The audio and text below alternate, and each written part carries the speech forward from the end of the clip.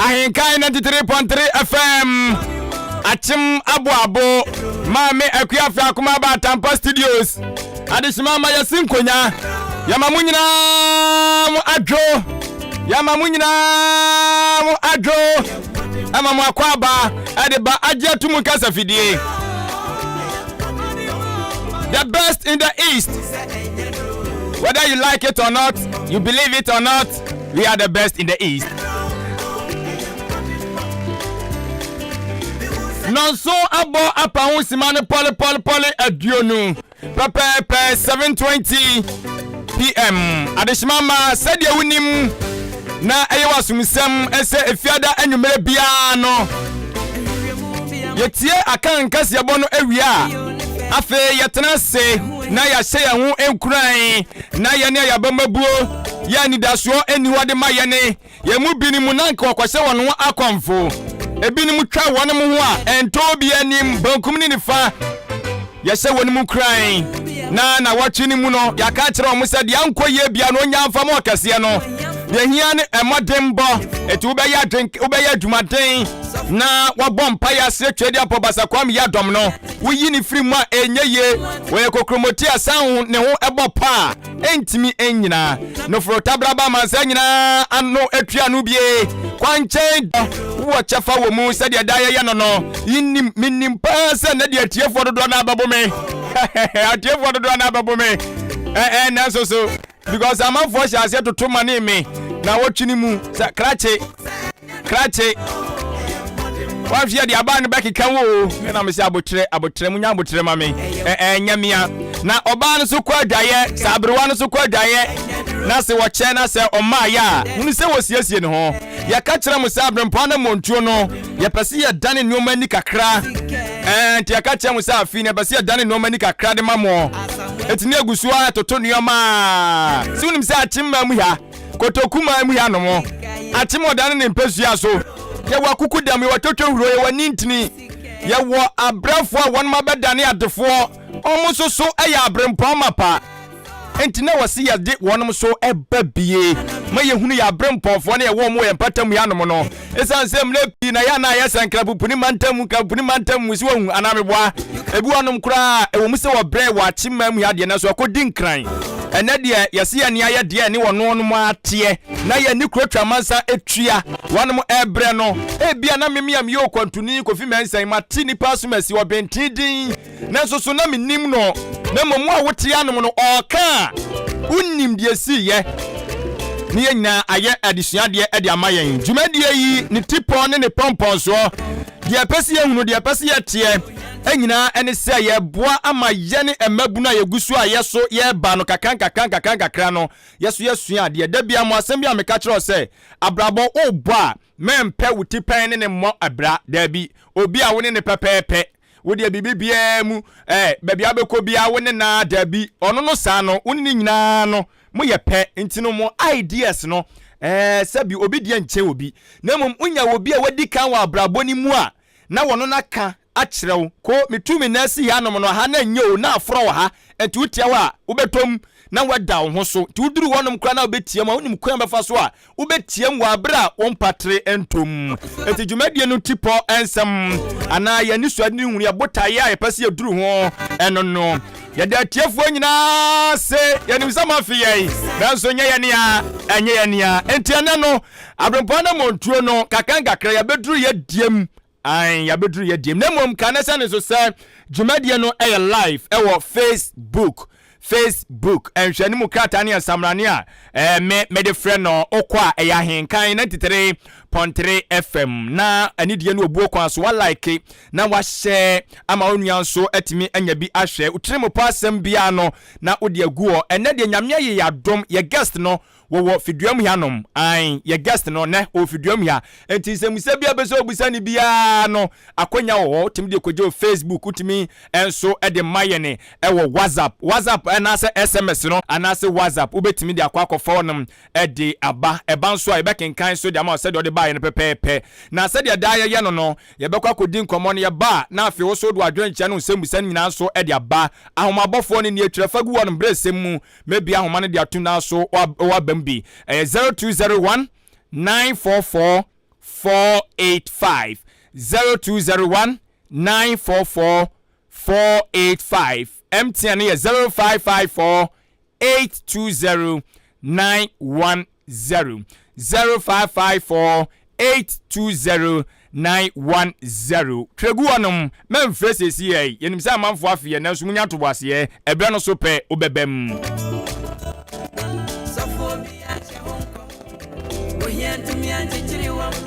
na so wana timi abadane wiase adefo kan na se no so say edin no ensesa ye eye adwen enti emza pedro nasa timi nkonkran na emu no ye nyina no ye bebomu e wa hanom ye de nyame ase ebebre de waye ede amaye ye wo mu so e wo YouTube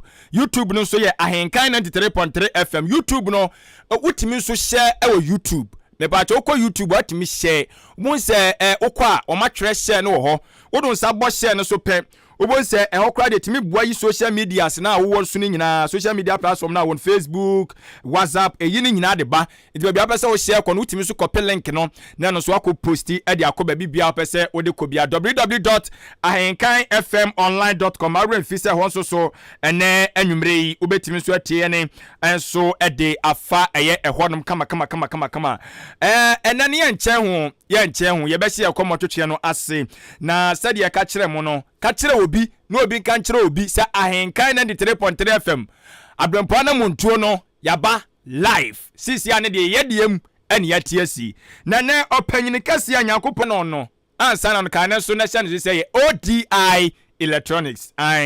ODI Electronics na daroma also ya senemi edi dwumadie enso ede abrewo ODI etonton home appliances ni nyina ebi eye mobile phones na opay eye TV, fridge, deep freezer, gas cooker, blender, heater, iron, ceiling fan, standing fan ni nyina no ODI Electronics ebi aye krado ewo na so ye na obanso a wonu bedi nkita ho ko bampo se usika ne kura no enso a ODI want to bwase honhom o abotre dididwa ento no be yan hyehye kama na timi so aboawo adwadifo amo oda ene ne nkrabatam ya no nyina bosome kotoku mu nyina monka na monhye ne so se ODI ene nei wo supply home appliances ni nyina bi enti bomoden na ne ndi nkomo uyo odwadini so obema nice package a wanka se woni ebeje ho kama na timi aboa mu mienu enso enyina na chiri kwan enya yira kwan mepacho odwani echemu achem aboabo Chim Abuabo Ahenkan 93.3 FM viduani mu no woni ne nyina ene butu sa dankro no enso so emuoti bomoden ebre se me de number no betudwa enso ama wo so atimi afre na atimi me introduce eye yen guest yanya no oyo panyina wo so paye pa na oba chimam yanom so de a ni din agiba bia opanyini oyo obi aba no dwadie nsem a obehu no eba no nyame enso so adwuma mu a odi mu ntintimai pa eba so se enhyehyɛ bi ba omani mu so opanyini etimi so ehye na adwene ema ye nyina yetimi agekere omanti opanyini no wonye sebi mpredua sewo enipa ketwa osom na yampre ye ho bebre sanse agro no eba yemfie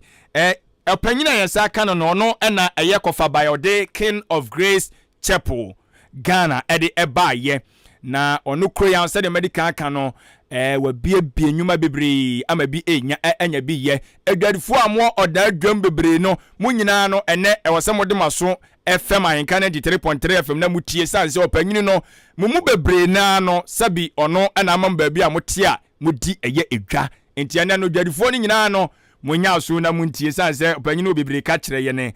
enye obi ase ye papa ya die nyina Reverend Frank Nkansah dodo na tantu ase Reverend F Nkansah Reverend Adaruma mamu adode abai Ghana 93.3 FM so acho me joso Reverend Adaruma na pomai nyame adumu ye de nyame ase ye ntanhia crime said this is the second time. Oh, okay. I'm to my home back. Me who I want to cry with me. That's baba. There I am one say so kasa. It is Yura Udi Ahenkan and kasa. Okay. And the brand no wafa. The told be a chance animals in you di. Di nhyira na bebre beba so. Amen. Ya da se bebre so. Ja ye de nyame adaro ma ye timi ahia bebre na bia na se de wo ka no. Onche ye su bebre. Ye da se so se anwumre ye to yen safre wo je pene na oba ye san se ye di nkomo ni bebre na asie na akase be di pon ni mpuno na aye bibi kakra. Ye da se anwumre so pass ye to yen safre wo je ye mamo eka monsam bi ade kire ye ne se de be ye mabuna ye bai no ye so ye de betime aye adesua de anti dwumadie no ne trimpo eno no na Reverend Mami bisa se ka se Reverend F Nkansah na se Reverend Frank eye Nkansah we de ni die kwaso na obuo kwaso obebisa se medase pa ne dikan no menna menyankopon ase efise sa dwumadie we a mo de ba ne nipa etie no eye mpanifo adwotworo ena wo mo so amode wo mabaso no eye nipa akese obi ti se apostle kodwosafo no ne nipa aba no nti be busumini a em se wo frɛ me se mebadwumadie so no na me bisa me ho questions bebre na yenso ye duru sa Abrempong no level ana madru nti ubisa me ba opoku a opoku na me ye Abrempong so me bisa nkofo bebre nti mani aso se matom safre me na mani age me da me nyankopon ase se de hyase emribi no ene de aduru a say mobeto to ya no ma amansan etie ye na ye ka se why ne Reverend F Nkansah Reverend F Nkansah efi achem asene ena mefi achem asene he ya asene abo asene me fi abusua ye friend asona abusua wo chiame ya wata a wanya ne ba bi ko na se ena mefi me papa wo me ye friend no Mr. DK Nkansah Daniel Kwabena Nkansah ena me ma me so de ya menu a na brofu dindi Alice Fusua omna ewo me nti se ye bisa obi a ye friend no Reverend F Nkansah asene he ya na mefi ko asene Salvation Army anase Salvation Primary School ewa asene satam na ewo baby a asene Salvation asoda ni si ho me ko wie primary school no ena first so na we de obekọ middle school nti me ko Presby middle B school o ma eti mi asene nim sa school this is school ni na Salvation de ho ba middle B ni de papa ye very educated person na ote ngomase na so ye nya sa akwanya no ebi se ye ba no wi me maame nso maame ye menu awrade mfa ne kransie ono efum na okọ na ne otaye ne se okọ efum ahomache pa Reverend Kafra o me pacho metie nko bobonim ya na service bi Kafra chi na je se wonna no waja nyina afrim sisi ameka se de me maame ne papa nyina afrim me maame fi mu 1991 Kafra me papa nso fi mu 1979 that time no na me wo mfi be nwotwe konkron yes 8 to 9 years yeah na me papa fi me maame nso ene me papa wo nkwara dumiensa 13 ebi fifi nti ye breso na ya be kan nwotwe na saa nipa we nyina egu me maame nko aso me maame nso efuom na okọ no kra nso no na according to history me maame bo maame no mo wo Kriadesu Krobi she honom baby me kasa ya me kaya me boso ateku nti honom tuba di anti number no na asase a ye de yefu no ebi nhyele ni ho nti no me maame ahomache ena okwafuom ko hwehwe paya nom ne besen kote aban ene ade ansa na yenya kakra ma yenya ku school nti at the age of 9 years me free 7 by 9 years ye bani nyina no na yenso sabre ne yenso sorry ahomache ekwato ye ko hwehwe bese na wo ba wa wo horo na ho ewo ekwem na je se wo ba ya wa hye watade no mpaboa no hwe me na bo forma koduru form 3 form 3 no ansana me a me hye mpaboa no me first by day and I say by day kakra me call ya me boaboa no na me first mpaboa ye chaluti na me toy na chaluti no na ye mpaboa first mpaboa wo toy to share ye a me hu se ma hye mpaboa me na sisi former from obi o wa asane bi anim mpanifo wanyini de onum ni de ye kai me na sisi former koduru form 3 na ye nkwala ye di noboa nti me niefu me ma me niefu ti du mi so a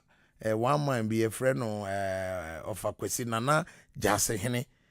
o wasani ne brother na o ye o de say caterpillar engineer na no mu kukufu bi wo odane asenefo hye so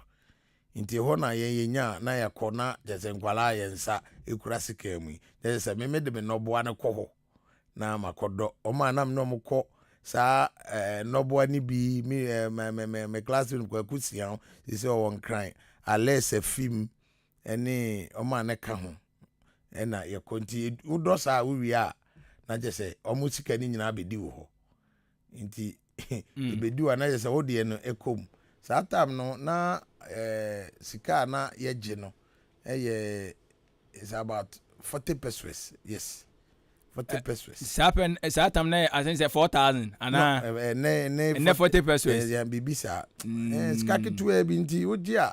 We wa kan nyina bo ma say 120 pesos. Nti no na mbobo anu amede eto me first mpabo achaluete. Na mhye na achaluete no me di nini. Achaluete se ke bathroom standard. But me de no. Eye me mpabo a eno na eso me bunti no. Me hye kakra na matwitwi ho. Won say ayi omo chaluete bi e friend no ayi akam last no kwase bona muntu so na wasogusu a wutie no ka na hye no so se ne ye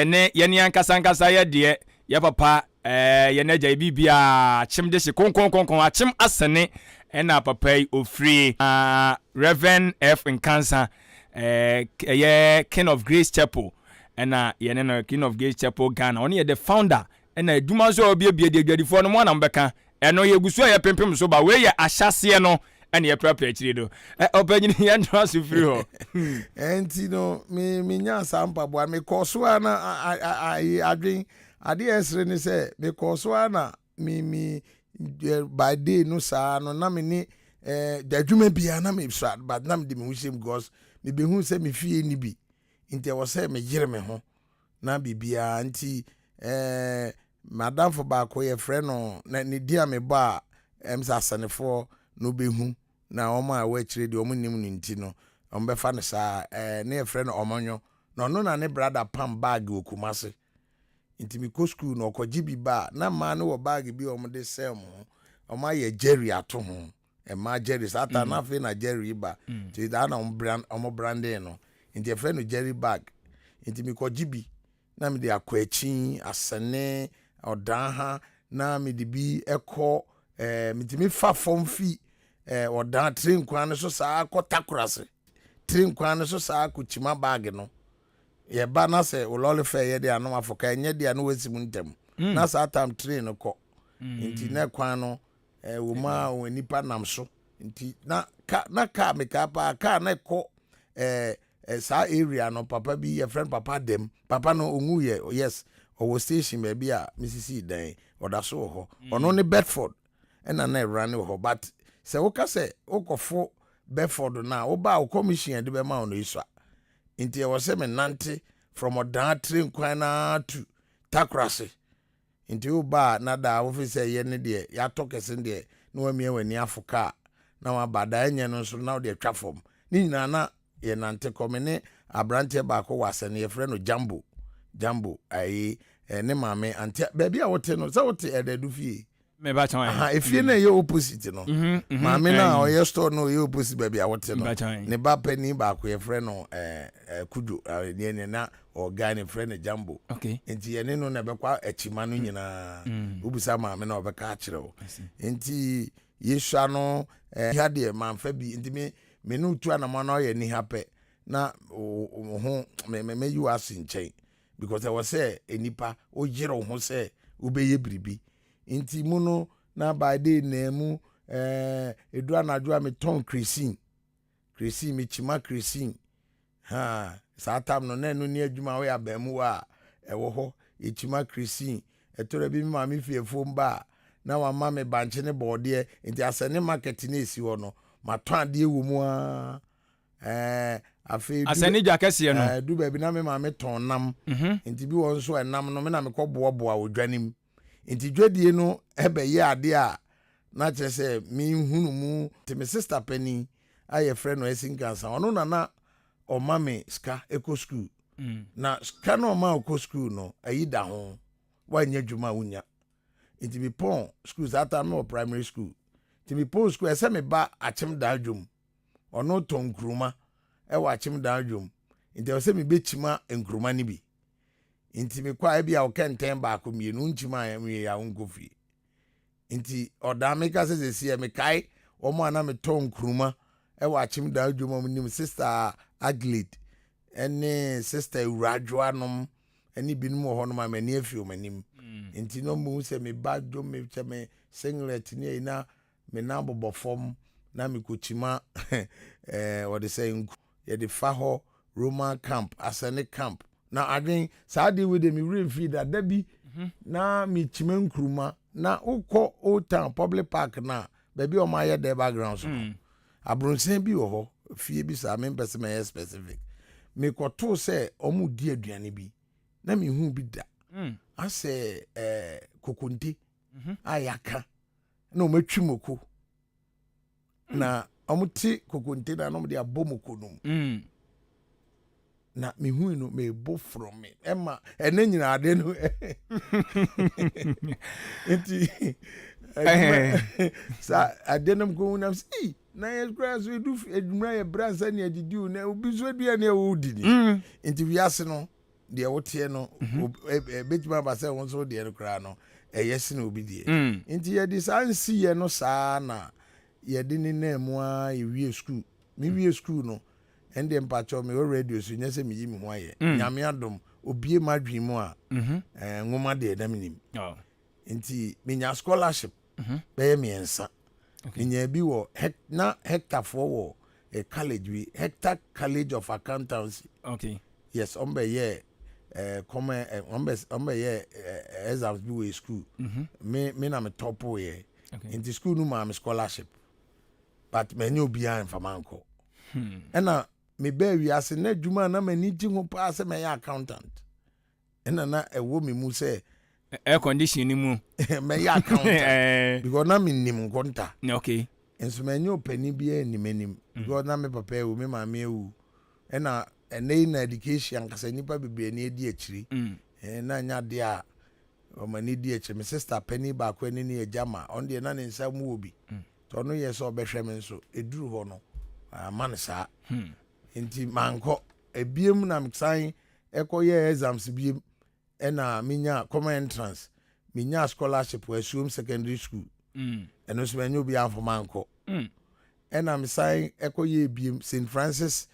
Senior High eno so mi twa say menya scholarship obi anko but na ade na me hwe pa ne say na me swa inti that time no mum de na say na ye den Ukraine ni ho but na me po bi aso me nsa keke na okọ churu me din say obeko school ha but me plan nyina ne say so omutimi di mi eko school na de meye ne say de bia e pon school me board down lorry station abe swapa nti me swapa na nka me de ahwe me ho but me nyu obi amfa me nko ama ne ewo me tirim say meye no maye maswapa no nanka because no mani je say meye cratch ni say accountant with the bank and I say bibisa but papa say wo kan nyina wo say obi no sonsa de wako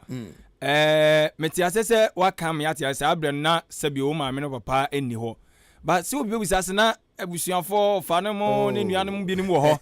ana sa abre no na abusuafo ne de ne meka da bia ne se uyeyi a na hu abusuafo uyeyi a na hu abusuafo but o pe mo apa ade a eye den if say na busuafo ho me papa wui at the age of 9 years no ne nua pani baako papa doctor obete me say obehwe me abusuafo ni buka no osori gina say me de wafa me so obehwe me nti eye me de but ofa me wi na ode akogu akura bi wo ayi ode say akwati achi we friend na anwea so sese kura da yekuro anwea so nti okokofo bi wo nti kokofo na e wo ho no kura ho ne ye wo nti adwene ye ne say ye ne nam koko ho ye so koko wu ne ye chichiri bi so awfri ekura na ye wo no banwea so a wankasa wa obebo nsem bedu na okon atai ye bubuja efri ekura no ne abeton anwea so ina me bubu misie I think once in the 20 pesos but me radio so nti papa no hu nipa bi discount same of I first can man be na nyina me ka say maame no wawu but me ka say me once in the 20 pesos one ho ana ode kro ava maame enti me wakura ho no na de ko adweba mti say me de me say ye fie kura ho ba fie a me go biem because me hu say me de nya de kura ho no betima boa me ti fie oba na ye ko biem no na me se me de kura de me nko ti me ko maame no say me ko Jimmy sika me once in the 20 pesos na de me de aye na maame na mfa sika na maame papa no so say se me nko kura ne de onhwe me biem nti wanhwe me biem nti it ends there me di papa na chi be say 1 year nti a chrem pedifo nyina aso obehwe me no iti se ka me ka se me nko ekura biem a enkede na eso ye so bisa me ne am pese me ye nti nyame adom nipa e fa ye nsem me mama wo mo no aya da bia me pese me omo kire de ombeye enyem na me hye to wa ni machi no jame to jame no ene pa bia e beti bia ikobi didi musa say wonum no de wa bla bona be hye wonsem me ana me bom bra me ana me bom bra dwen aha nyame